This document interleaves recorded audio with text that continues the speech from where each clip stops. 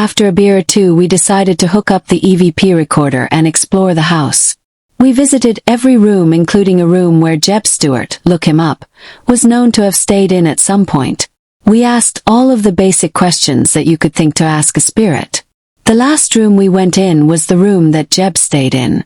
I noticed that the fireplace was on. Funny thing is, none of us had been in that room until that point when we all went together. Again, I ignored it and went about my business. My friend mentioned that female visitors during the paranormal investigations have complained about a feeling that they are being groped. Of course, with the EVP recording device glued to my hand and head, I tried talking nothing. We went on for about 30 minutes and gave up. Maybe I was too eager. I was really begging for any trace of afterlife. Anything would have sufficed for me, still nothing. At this point, it's probably around 10 p.m. We settled down and decided to bunk up in the same king-sized bed. Less cleaning for the owner the next day since we were staying for free. After a bit more chit-chat, we all passed out with the TV on.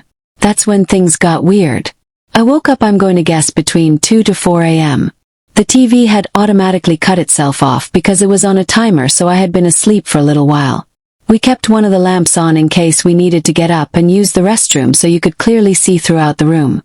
When I awoke, I was covered in sweat.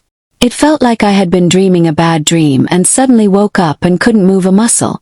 I stared blankly at the ceiling until I started to hear a tapping noise coming from across the room near the fireplace.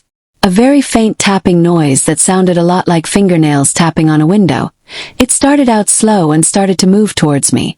At this point, I'm freaking out, mostly because I was paralyzed in the bed and had just woken up. The closer it got, the louder and faster it got, when suddenly it felt as if the noise was right next to my ear. Then, nothing. At some point during the noise, I closed my eyes. I opened them and looked directly at the ceiling. A small black shadow moved very swiftly from one end of the bed to the other. Eyes closed again. Nothing to report after that except for the fact that as time went on, it got more and more unbearably hot, but I was terrified to even move, much less take the covers off. I wanted to wake up one of my friends, but I felt like I couldn't even speak. I think after